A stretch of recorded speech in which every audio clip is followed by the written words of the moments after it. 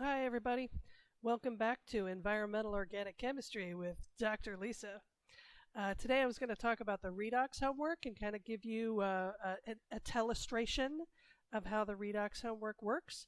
There is a solution to this homework that will be posted on Sakai, but it's kind of dry. It's just in the form of an Excel spreadsheet. So I like to go over this in class, and since we're stuck at home, I'll go over it using PowerPoint here. Bear with me. This could be a slow and excruciating process, but I will do my best. So the first chemical that you're asked to evaluate is here, trifluorobromochloroethane. So 1,1,1 trifluoro, 2-bromo, 2-chloroethane. I do my best. These are all real chemicals, by the way. I'm not making this stuff up. These things are really used in the environment. Okay, so SN2 hydrolysis for this compound. We could either use hydroxide as the nucleophile, or we could draw this as water. It's up to you. Hydroxide's a little bit easier, so let's just do it that way. So the hydroxide comes in and attacks here at that carbon, and this bromine is the one that gets kicked out. So our product still has the 3 fluorines on it, and now it still has the hydrogen, still has the chlorine, but instead of the bromine, now we have OH. And if we want to completely balance this, we would have bromide, Br minus, as the leaving group. Okay, why bromine? Because bromine is a better leaving group than chlorine. So it is also possible that some of the chloride could leave this molecule, but bromide is a better leaving group. So this is the more likely product. Okay, E2 hydrolysis. Well, this proton right here is relatively acidic because this bromine and this chlorine and all 3 of these fluorines are pulling electron density away from it. So it has a partial positive charge on it, right? A delta plus. So the OH now in this case will come over and attack here. And we will get, so the OH attacks at this proton. These 2 electrons are not going anywhere.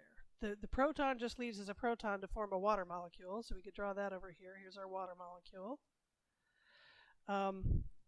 So the proton just goes. These electrons swing in here to form a double bond, right? And that means that something here has to go. So one of these fluorines has to exit as a fluoride. So I'll draw fluoride over here as one of our products. And so our product then would be an ethene. Forgive my very crude drawings. I do my best. C, Br, Br, Br, Cl. Okay, how favorable is this reaction? Not so much, because the reason is because fluoride is not a very good leaving group. So I would expect that of these 2 reactions, this is the one that would win. You know, if the molecule has to choose between one and the other, this is probably the one that would win because fluoride is such a crappy leaving group. Although there is some steric hindrance here, so it's hard to tell. Yeah, could have a carbanion formed here, so it's hard to know. But I would guess that this one is gonna dominate. Okay, hydrogenolysis is a redox reaction in which the halide is replaced by a hydrogen. Okay, so we need a proton to make this happen. And the product is where one of these halogens gets replaced by a hydrogen. Which one? Well, the one with the most favorable redox potential, i.e. the weakest carbon halogen bond, is this one, because the bromine has the weakest bond. So the product, you still have the 3 fluorines. Now you have 2 hydrogens, the original hydrogen that was there to begin with. You have a second hydrogen, which has come from the proton in the water that has replaced the bromide. And you have a chloride.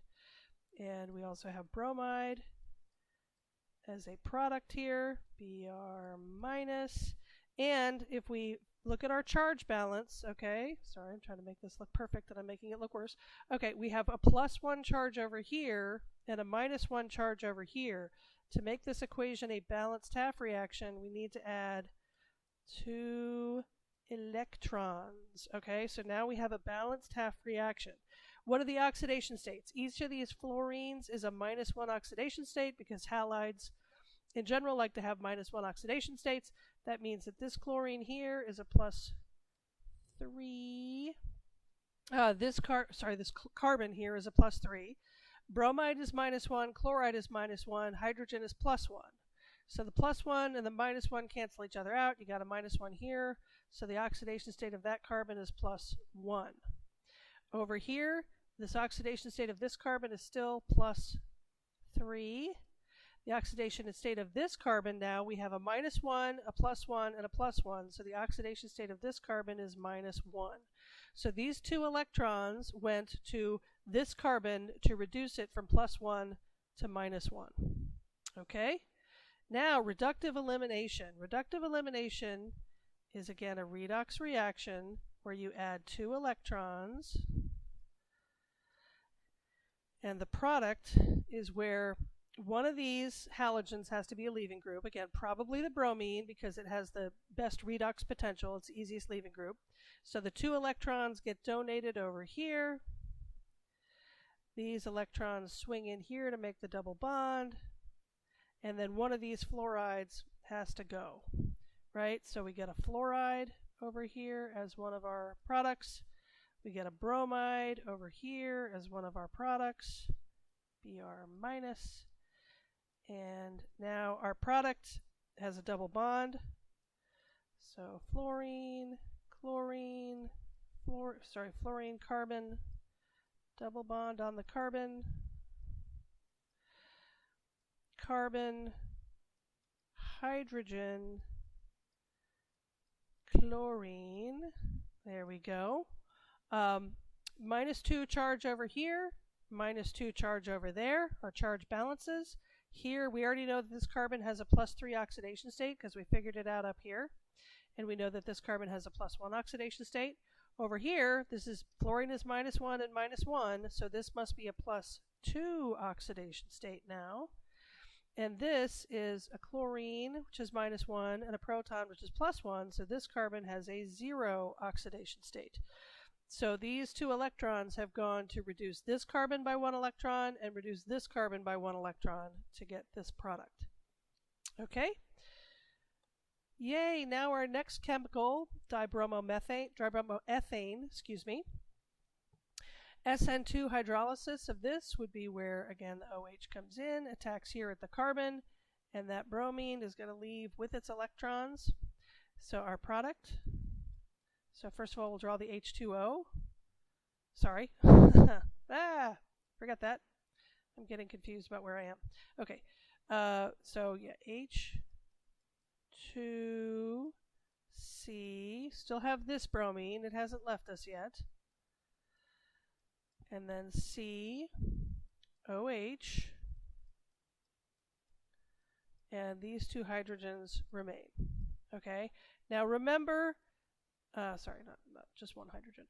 Okay, remember that there's free rotation around this carbon-carbon bond, so it doesn't really matter where I draw the OH. It can rotate all around here, it doesn't matter.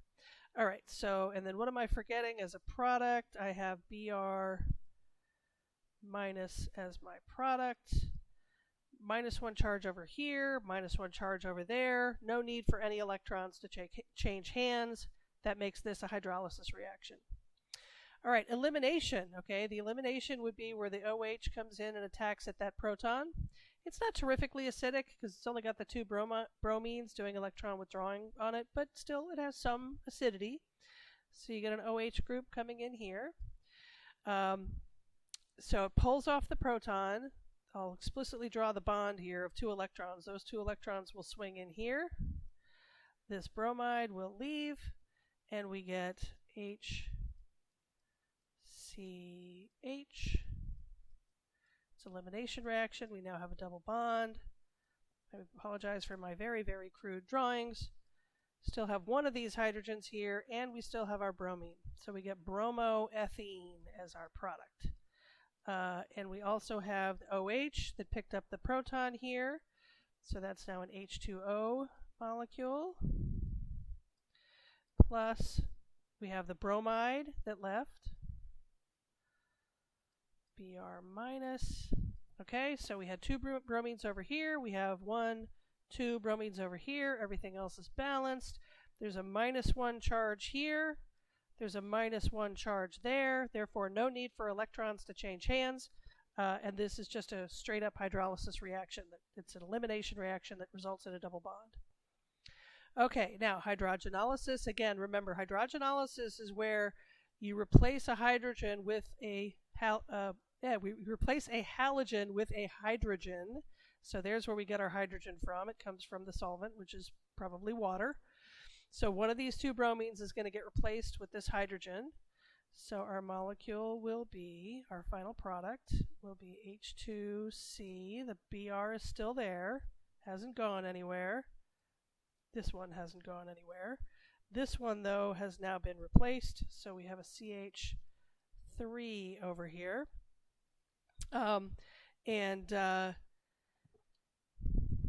So we have a bromide here. Br minus. Okay, all the atoms are balanced now. 2 carbons, 5 protons, 5 hydrogens, 2 bromines. Everything else is balanced, but we have a negative charge here, a -1 here, and a +1 there. So we must have had 2 electrons moving around here. Woo! Really, really big electrons. Okay. Now we have reductive elimination. Again, reductive elimination is when you, for the price of just 2 small electrons, you're able to get rid of 2 halogens on this molecule. So you're going to get rid of the bromine and this bromine. So the product is ethene. My very slow and excruciating writing. Okay. And you get 2 bromines now, 2 Br minus. So 2 negative charges over here, 2 negative charges over there. Let's assign our oxidation states. Proton here is +1, the other proton is +1, and the bromide's -1. So add that together, you get +1 here. So this carbon has to have a -1 oxidation state. Exactly the same over here. Now we have 2 +2s for these 2 +1s for these hydrogens, so that's +2. This must be -2 for this carbon, and the same thing for this carbon. So these 2 electrons here have gone to reduce each of these carbons by 1 oxidation state by taking them from -1 to -2. Same thing up here. Both of these carbons have a -1 oxidation state.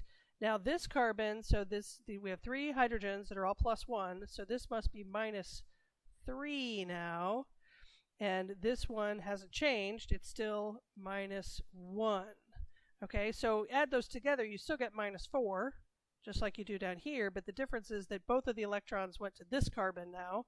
This carbon's been reduced from a -1 oxidation state to a -3 oxidation state. This carbon has gone from a -1, and it's still at a -1. Okay, which of these mechanisms is preferred? I would guess that this one is preferred in terms of hydrolysis, just because this proton is not terrifically acidic. I don't think it's that great. So I'm guessing that SN2 would prevail. In terms of hydrogenolysis, almost always reductive elimination prevails, right? That's almost always more thermodynamically favorable than hydrogenolysis. If you get to choose between both, usually reductive elimination is going to succeed. Now, we didn't discuss that here, but in this case, hydrogenolysis, removes a bromine, which is relatively easy to reduce. The carbon-bromine bond is weak. The redox potential is favorable. The reductive elimination, though, has to have fluoride as a leaving group again, and that's not as favorable. So I would actually guess that this one is more favorable for this chemical because fluoride is such a bad leaving group. Okay, so now let's look at our 1112 tetrafluoro 2-chloroethane, this thing, a hydrofluorocarbon. Okay, so if I have a hydroxide, so the fluorines again are not great leaving groups, so the only one that's a reasonably good leaving group is the chloride. So the hydroxide would come in here and attack at that carbon and kick this chloride out. So you're going to get F3C C, so this fluorine remains, that hydrogen remains, and now we have an OH. Okay, plus we have the chloride over here, Cl minus. So -1 over here, -1 over here in terms of charge. So there's no need for any electrons to change hands. E2 hydrolysis here. So this proton has a lot of electronegative groups pulling electron density away from it. So that is a very acidic proton, has a large partial positive charge. So if OH comes in here and attacks, we will get H2O. We'll pull off the proton to form H2O plus, let's see, so this is gone. This electron swing in there. And again, we have to have one of these fluorines leave to make the math work out. So we have 2 fluorines left. We have a double bond here now. We still have this fluorine, and we still have that chloride. So we lost a fluoride here. Okay, -1 charge here, -1 charge here. All the atoms are balanced, so there's no need to invoke any electrons moving around to make this happen. Of these two, which is more likely, again, with fluoride as a terrible leaving group, I would guess that this is the more likely reaction. Okay, hydrogenolysis. Again, 2 electrons involved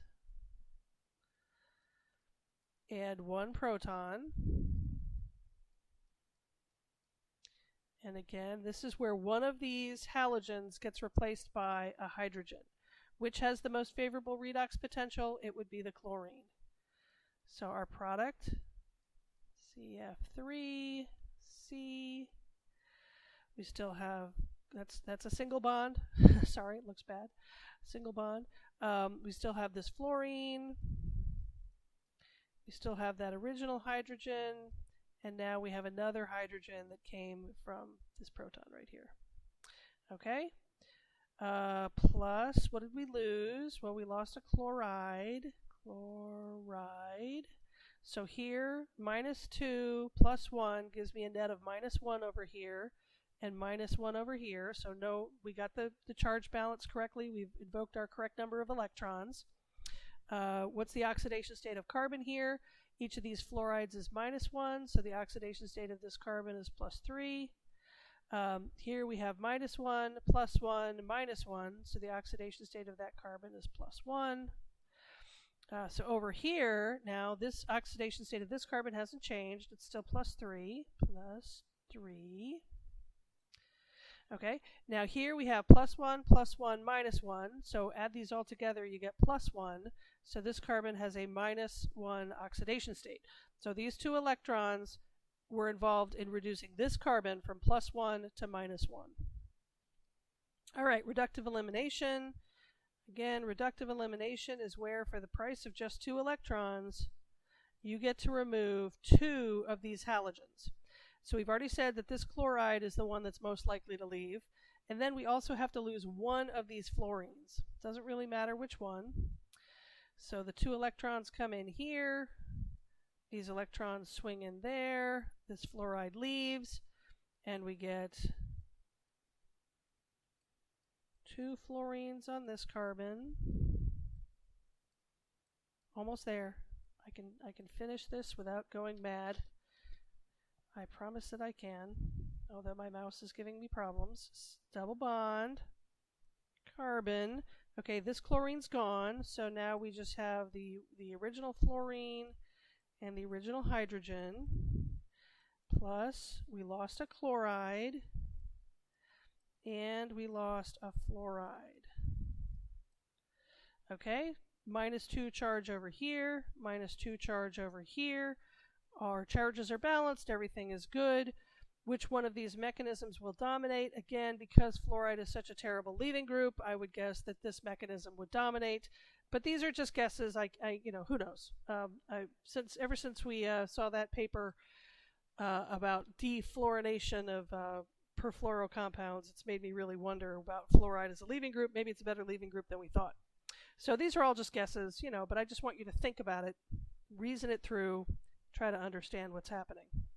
All right, so that is the solution to the redox homework. I hope you have enjoyed our lesson today, and I will see you on the other side.